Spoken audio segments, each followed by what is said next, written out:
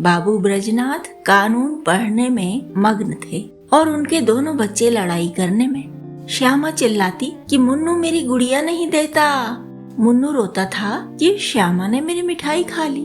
ब्रजनाथ ने क्रुद्ध होकर भामा से कहा, तुम इन दुष्टों को यहाँ से हटाती हो कि नहीं? नहीं तो मैं एक एक की खबर लेता हूँ। भामा चूल्हे में आग जला रही थी। बोली, अरे तो अब क्या संध्या को भी पढ़ते ही रहोगे? जरा दम तो ले लो। ब्रजनाथ, उठा तो न जाएगा, बैठी बैठी वहीं से कानून बघारोगी। अभी एक आध को पटक दूंगा तो वहीं से गरजती हुई आओगी कि हाय हाय बच्चे को मार डाला। भामा, तो मैं कुछ बैठी या सोई तो नहीं हूँ। जरा एक घड़ी तुम ही लड़कों को बहलाओगे तो क्या होगा? कुछ मैंने ही तो उनकी नौकरी नहीं लिखाई। ब्रजनाथ से कोई जवाब न देते बन पड़ा। क्रोध पानी के समान बहाव का मार्ग न पाकर और भी प्रबल हो जाता है। यद्यपि ब्रजनाथ नैतिक सिद्धांतों के ज्ञाता थे, पर उनके पालन में इस समय कुशल न दिखाई दी। मुद्दई और मुद्दाले दोनों को एक ही लाठी हाँका और दोनों को रोते चिल्लाते छोड़ कानून का ग्रंथ बगल में दबा कॉलेज की राह ली। 2 सावन का महीना था। आज कई दिन के बाद बादल हटे थे। हरे भरे वृक्ष सुनहरी चादर ओढ़े खड़े थे। मृदु समीर सावन का राग गाता था और बगुले डालियों पर बैठे हिंडोले झूल रहे थे। ब्रजनाथ एक बेंच पर आ बैठे और किताब खोली, लेकिन इस ग्रंथ की अपेक्षा प्रकृति ग्रंथ का अवलोकन अधिक चित्ताकर्षक था। कभी आसमान को पढ़ते थे, कभी पत्तियों को, कभी छविमयी हरियाली को और कभी सामने मैदान में खेलते हुए लड़कों को। एकाएक उन्हें सामने घास पर कागज की एक पुड़िया दिखाई दी। माया ने जिज्ञासा की, आड़ में ले चलो, देखें इसमें क्या है। बुद्धि ने कहा, तुमसे मतलब, पड़ी रहने दो। लेकिन जिज्ञासा रूपी माया की जीत हुई। ब्रजनाथ ने उठकर पुड़िया उठा ली। कदाचित किसी के पैसे पुड़िया में लिपटे गिर पड़े हैं। खोल कर देखा, सावरेन थे। गिना, पूरे 8 निकले। कुतूहल की सीमा न रही। ब्रजनाथ की छाती धड़कने लगी। 8 सावरेन हाथ में लिए सोचने लगे, इन्हें क्या करूं? अगर यहीं रख दूं तो न जाने किसकी नजर पड़े, न मालूम कौन उठा ले जाए। नहीं, यहाँ रखना उचित नहीं। चलूं थाने में इत्तला कर दूं और ये सावरेन थानेदार को सौंप दूं। जिसके होंगे वह आप ले जाएगा।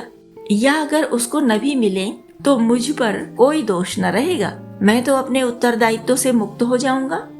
माया ने पर्दे की आड़ से मंत्र मारना शुरू किया। वह थाने नहीं गए। सोचा, चलूं भामा से एक दिल लगी करूं, भोजन तैयार होगा, कल इत्मीनान से थाने जाऊंगा।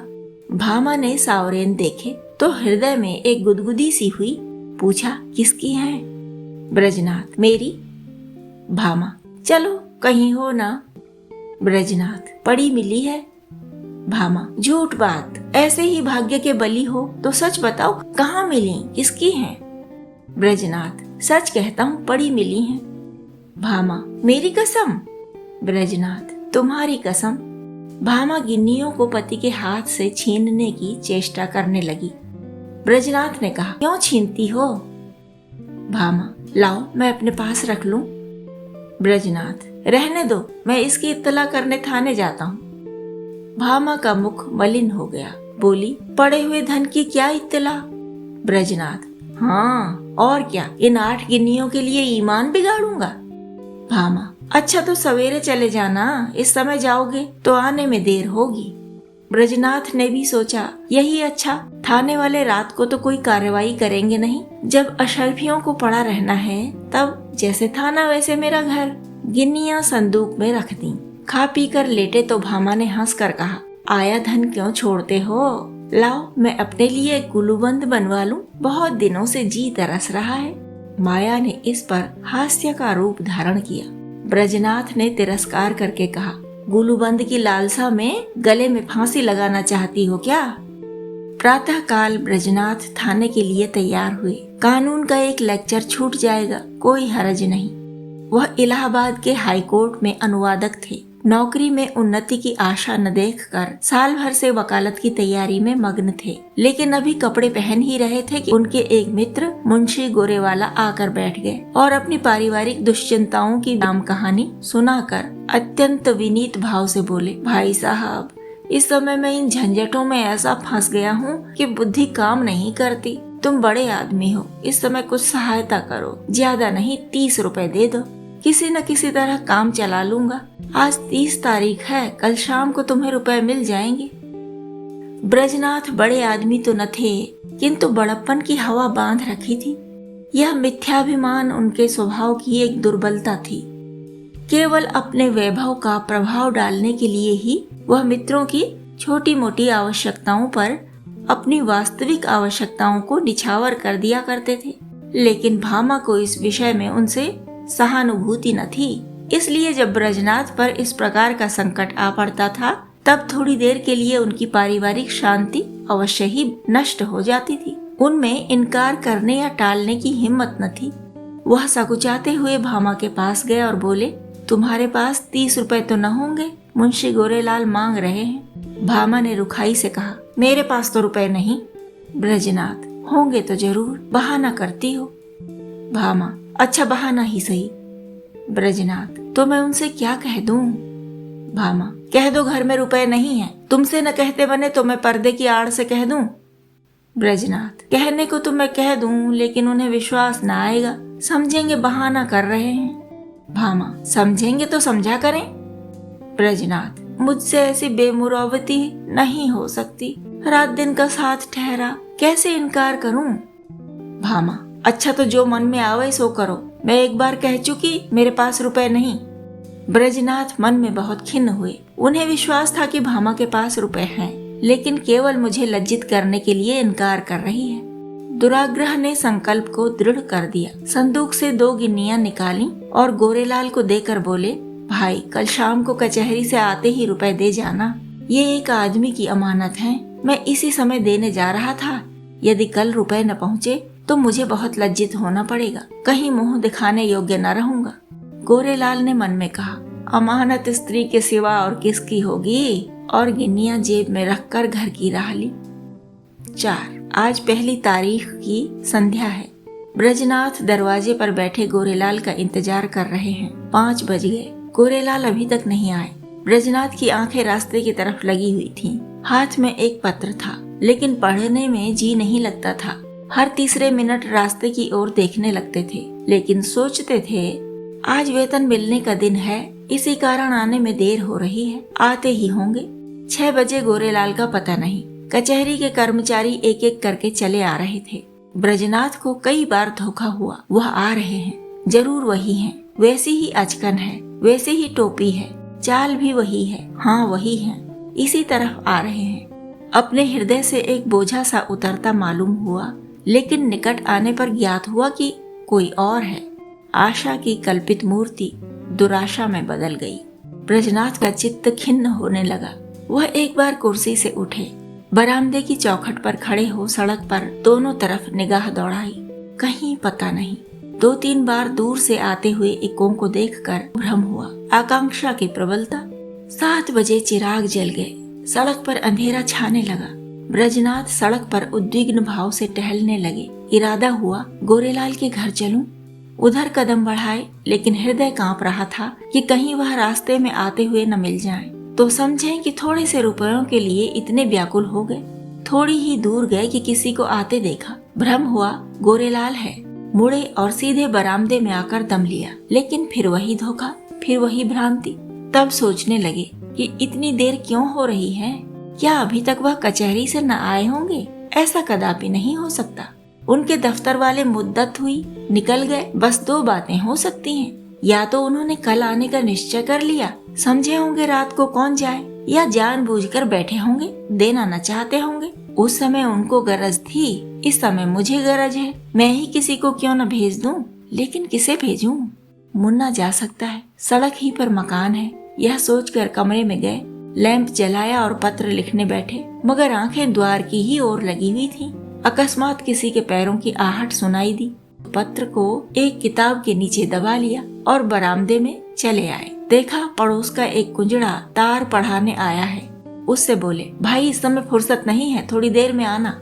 उसने कहा, बाबूजी घर भर के आदमी घबराए हैं, जरा एक निगाह देख लीजिए। निदान ब्रजनाथ ने झुंझलाकर उसके हाथ से तार ले लिया और सरसरी नजर से देखकर बोले, कलकत्ते से आया है, माल नहीं पहुंचा।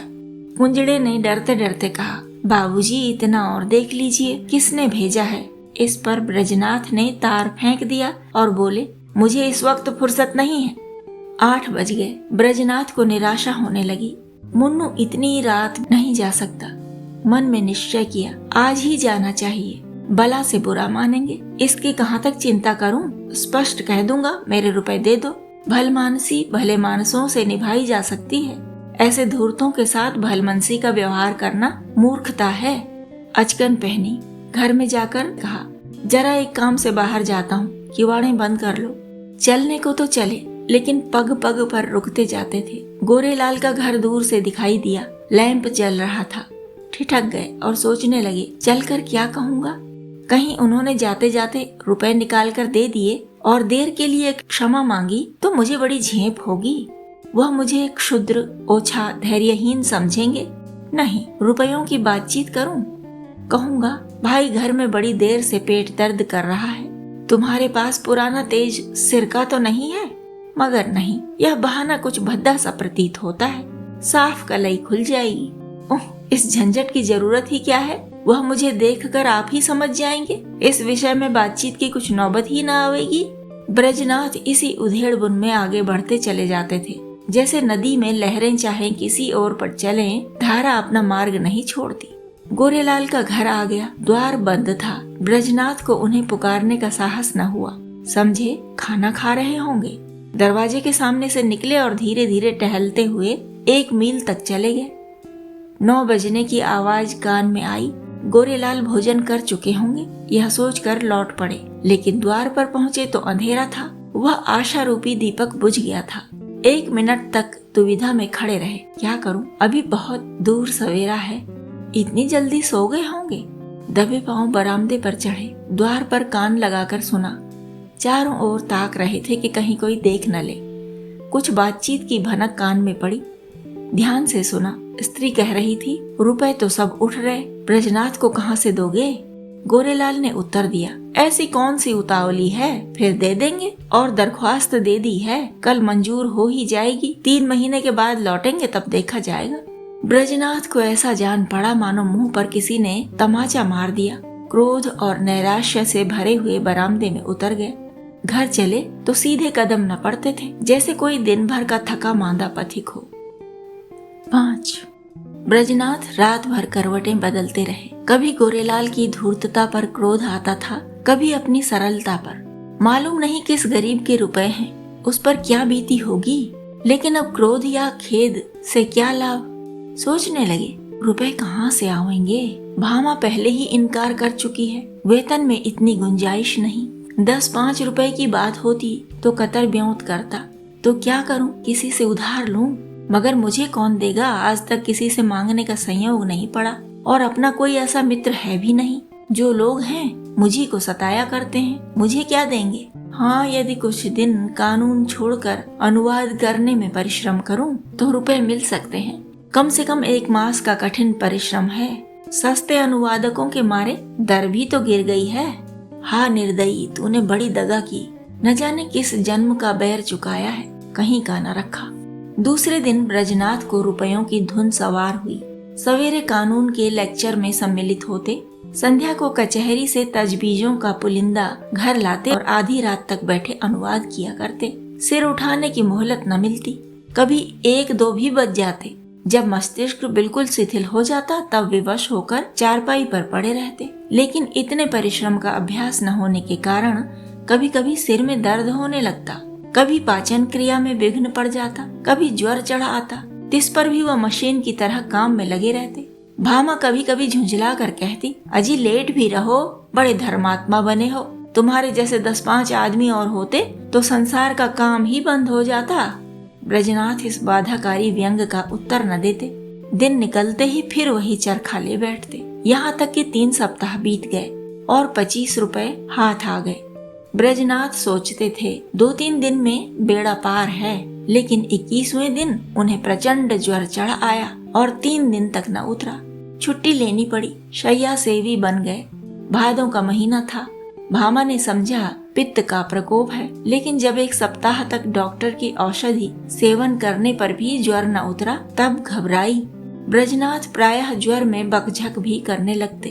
भामा सुनकर डर के मारे कमरे में से भाग जाती, बच्चों को पकड़कर दूसरे कमरे में बंद कर देती। अब उसे शंका होने लगी थी कि कहीं यह कष्ट उन्हीं रुपयों के कारण तो नहीं भोगना पड़ रहा है। कौन जाने रुपए वाले ने कुछ कर धर दिया हो। जरूर यही बात है, नहीं तो औषधि से लाभ क्यों नहीं होता। संकट पड़ने पर हम धर्म भीरू हो जाते हैं, औषधियों से निराश होकर देवताओं की शरण लेते हैं। भामा ने भी देवताओं की शरण ली और कठिन व्रत शुरू किया। 8 दिन पूरे हो गए। अंतिम दिन आया, प्रभात का समय था। भामा ने ब्रजनाथ को दवाई पिलाई और दोनों बालकों को लेकर दुर्गा जी की पूजा करने के लिए चली। उसका हृदय आराध्य देवी के प्रति श्रद्धा से परिपूर्ण था। मंदिर के आंगन में पहुंची। उपासक आसनों पर बैठे हुए दुर्गा पाठ कर रहे थे। धूप और अगर की सुगंध उड़ रही थी। उसने मंदिर में प्रवेश किया। सामने दुर्गा की विशाल प्रतिमा शोभायमान थी। उसके मुखारविंद पर एक विलक्षण दीप्ति झलक रही थी। बड़े बड़े उज्जवल नेत्रों से प्रभा की किरणें छिटक रही थी। पवित्रता का एक समा सा छाया हुआ था। भामा इस दीप्त वर्ण मूर्ति के सम्मुख सीधी आंखों से ताक न सकी। उसके अंतःकरण में एक निर्मल विशुद्ध भावपूर्ण भय का उदय हो आया। उसने आंखें बंद कर ली, घुटनों के बल बैठ गई और हाथ जोड़कर करुण स्वर से बोली, माता मुझ पर दया करो, माता मुझ पर दया करो। उसे ऐसा ज्ञात हुआ मानो देवी मुस्कुराई। उसे उन दिव्य नेत्रों से एक ज्योति सी निकलकर अपने हृदय में आती हुई मालूम हुई। उसके कानों में देवी के मुंह से निकले ये शब्द सुनाई दिए, पराया धन लौटा दे, तेरा भला होगा। भामा उठ बैठी। उसकी आंखों में निर्मल भक्ति का आभास झलक रहा था। मुखमंडल से पवित्र प्रेम बरसा पड़ता था। देवी ने कदाचित उसे अपनी प्रभा के रंग में डुबा दिया था। इतने में दूसरी एक स्त्री आई। उसके उज्जवल केश बिखरे और मुरझाए हुए चेहरे के दोनों ओर लटक रहे थे। शरीर पर केवल एक श्वेत साड़ी थी। हाथ में चूड़ियों के सिवा और कोई आभूषण न था। शोक और नैराश्य की साक्षात मूर्ति मालूम होती थी। उसने भी देवी के सामने सिर झुकाया और दोनों हाथों से आंचल फैलाकर बोली, देवी, जिसने मेरा धन लिया है उसका सर्वनाश करो। जैसे सितार मिजराब की चोट खाकर थरथरा उठता है, उसी प्रकार भामा का हृदय अनिष्ट के भय से थरथरा उठा। ये शब्द तीक्ष्ण शर के समान उसके कलेजे में चुभ गए। उसने देवी की ओर कातर नेत्रों से देखा। उनका ज्योतिर्मय स्वरूप भयंकर था। नेत्रों से भीषण ज्वाला निकल रही थी।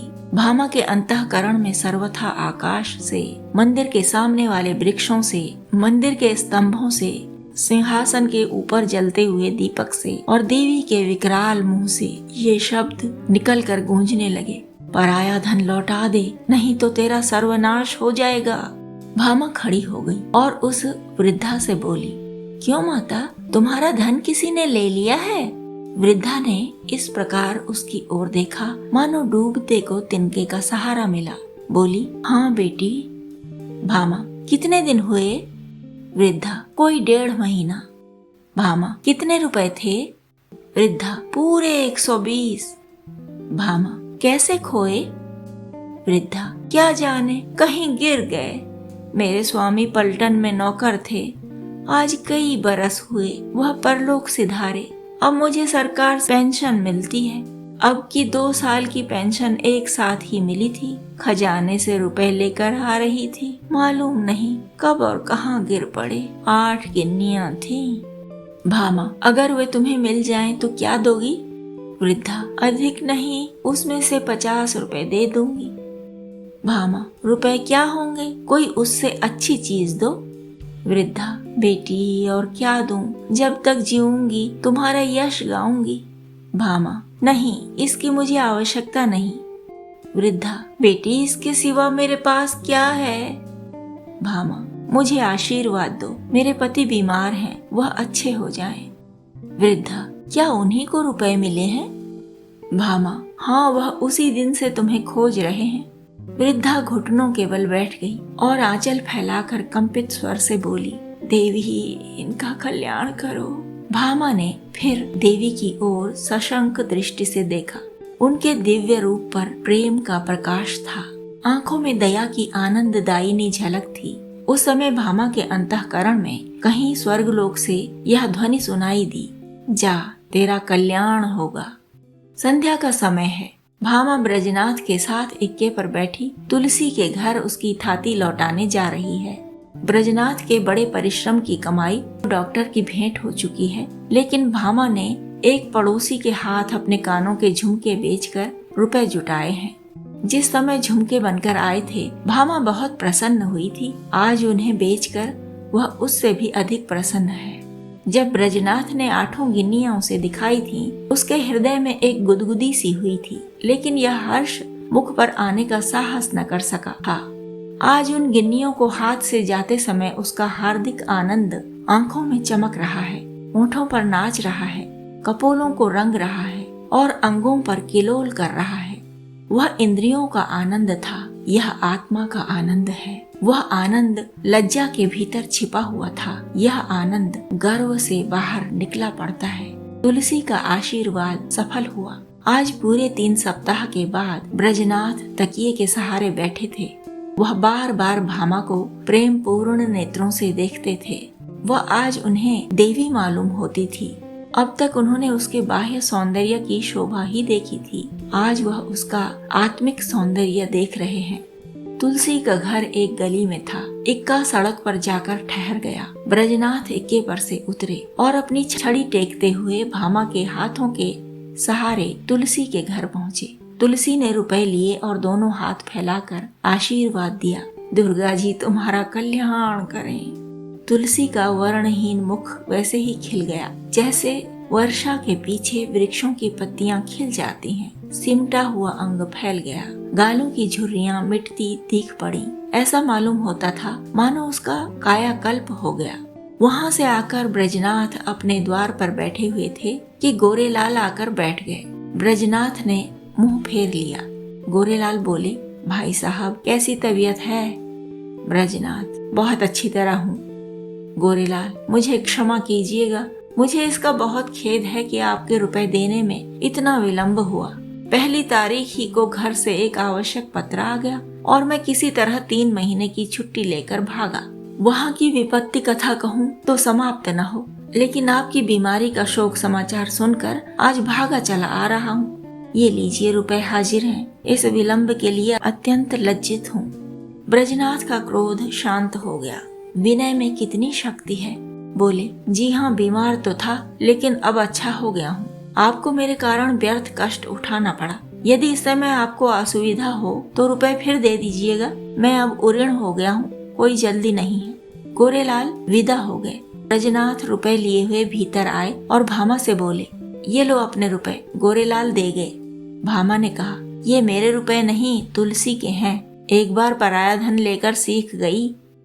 ब्रजनाथ, लेकिन तुलसी के पूरे रुपए तो दे दिए गए। भामा, दे दिए तो क्या हुआ, ये उसके आशीर्वाद की न्योछावर है। ब्रजनाथ, कान के झुमके कहाँ से आवेंगे? भामा, झुमके न रहेंगे न सही, सदा के लिए कान तो हो गए।